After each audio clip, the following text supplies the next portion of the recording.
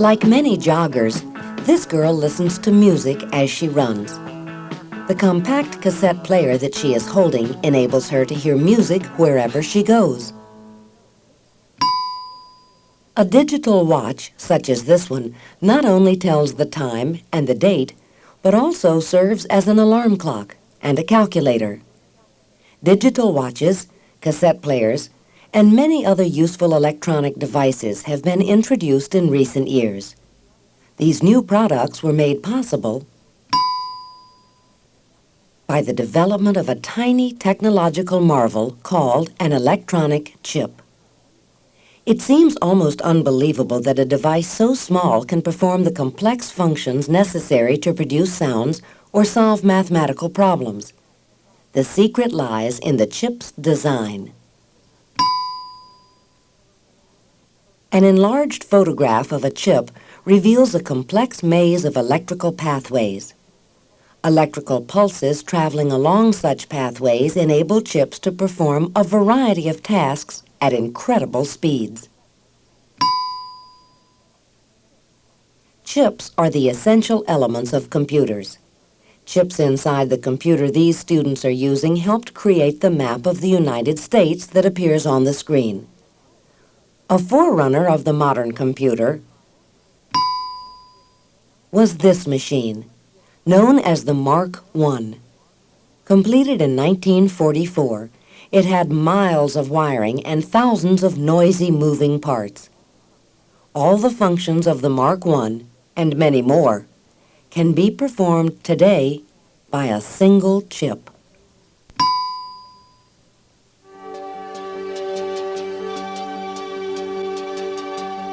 Aboard a model of the space shuttle, astronauts train for an upcoming mission. Without electronic chips, it would be impossible to perform the billions of calculations needed to launch a spacecraft and return it safely to Earth. With its amazing versatility, accuracy, and speed, the chip is extending our frontiers in space and greatly changing our everyday lives.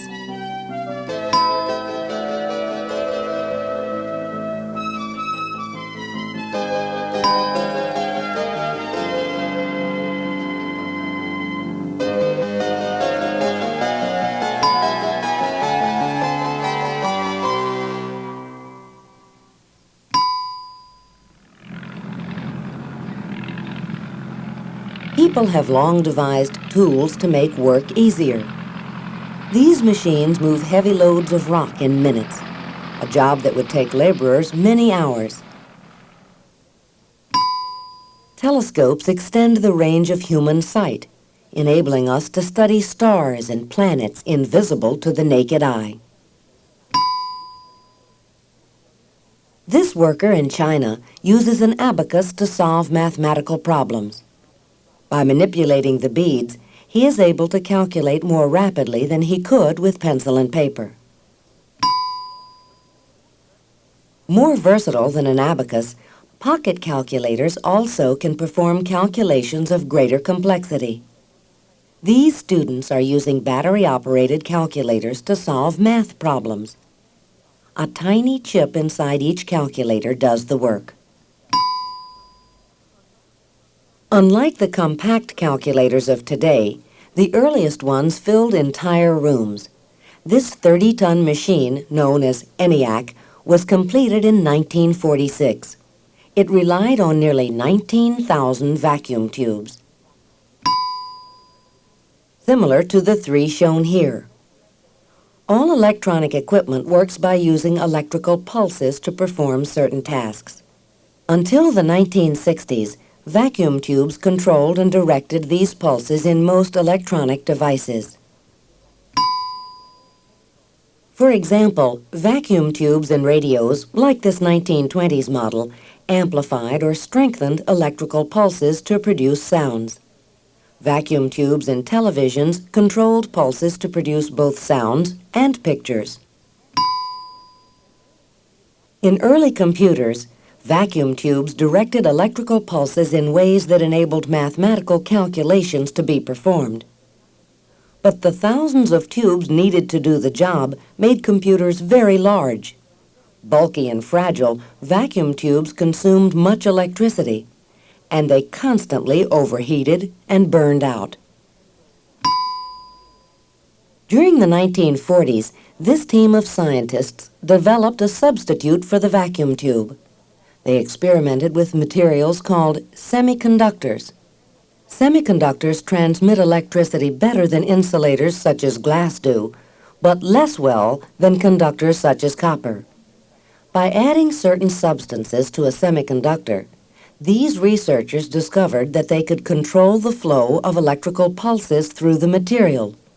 This led, in 1947, to the invention of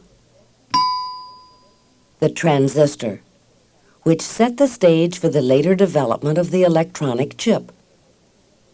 This transistor used a semiconductor called germanium to control electrical pulses. The first transistor looked crude, but designs soon improved. Transistors became smaller, and they were enclosed in protective cases. Metal prongs carried electricity in and out of transistors.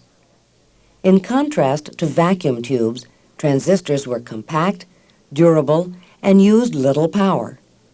In the late 1950s, transistors began replacing vacuum tubes in many kinds of electronic devices.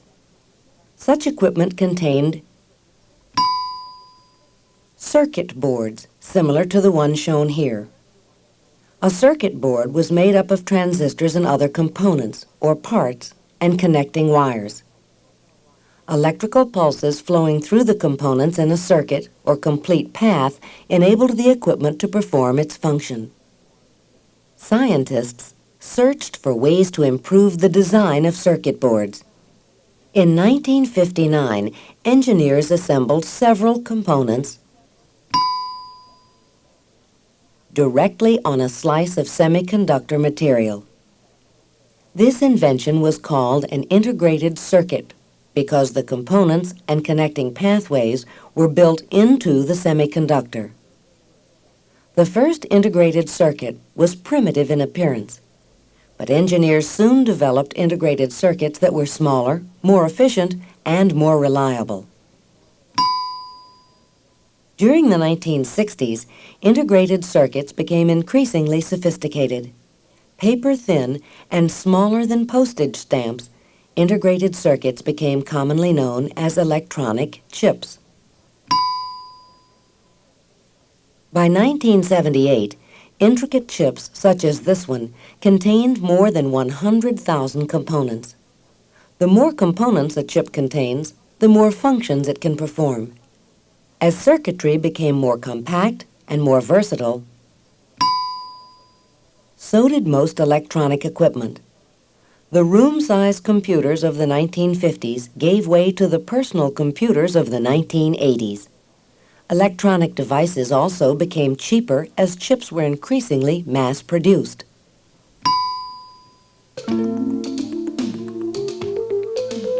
Today, most electronic chips are made from silicon, a semiconductor found in quartz rocks such as these, and in sand. Silicon is extracted and refined to remove impurities. Purified silicon is then melted down and formed into rods like this one. Here, a worker slices a silicon rod into thin wafers. Each wafer can hold as many as several hundred chips. Technicians check designs for a chip's circuitry. The designs will be reduced by a photographic process to the size of a chip. The silicon wafer is coated with chemicals and placed in an oven like the one at right. A chip's circuitry is applied in layers. A separate mask or stencil is prepared for each layer. Following the pattern on the mask, hot chemicals etch components and connecting pathways on the wafer. This is a wafer of finished chips. The chips will be examined through a microscope for scratches and other flaws. Needle-like probes, which are controlled by a computer, test the circuitry. Then the wafer is cut into individual chips. Each chip that has passed inspection is enclosed in a protective case, such as this one. Here, the chip can be seen through a circular window. The case protects the chip and makes it easier to handle. Metal prongs carry electricity to and from the chip. Different kinds of chips perform different functions.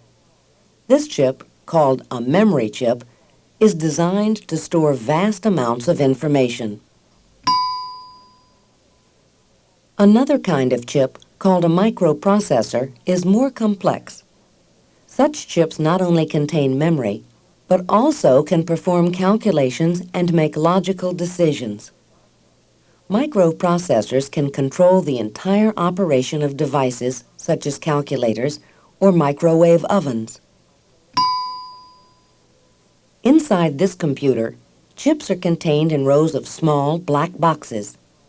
Each chip has transistors that direct the flow of electrical pulses. Transistors in a chip function as switches, much like the ones that control the lights in these buildings. As most switches do, transistors have two positions, off and on. To carry out the commands of a person operating a computer, chips rely on binary code, a special code made up of zeros and ones. Expressing information in binary code switches transistors off or on. Off is represented by 0, on is represented by 1. This is the word print in binary code. Such combinations of zeros and ones can represent not just words, but many kinds of information, such as sounds, temperatures, or speeds. All chips rely on a binary system to do their work. And chips are doing more and different work every day. Chips have taken over the operation of many household appliances, such as this microwave oven. A single chip controls its many functions.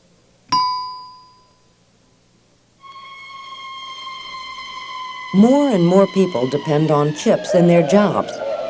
This police car is equipped with a computer terminal that gives an officer access to huge amounts of information. In seconds, a list of stolen cars or information about a suspect can be obtained. Chips are playing a vital role in medicine. When this experimental device, called a bio-ear, is perfected, it may enable totally deaf people to hear some sounds. Powered by several chips, the device is small enough to be implanted behind the ear. To improve the chip, new semiconductors and manufacturing techniques are being tested. Engineers dream of producing a chip that could hold 1 billion components. To make such a chip would be like mapping the streets of Mexico City and a half-dozen other large cities on an area the size of the end of this pencil eraser. This television is one of many appliances that have become more compact as chips have become more powerful.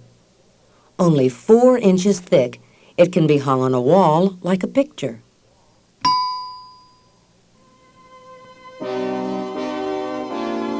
Electronic chips have improved communications worldwide. Here, desert dwellers in Egypt watch a television program transmitted from many miles away. Long-distance communications are relayed by chips and orbiting satellites similar to the one in this painting. Over 100 nations use communications satellites. Such satellites are monitored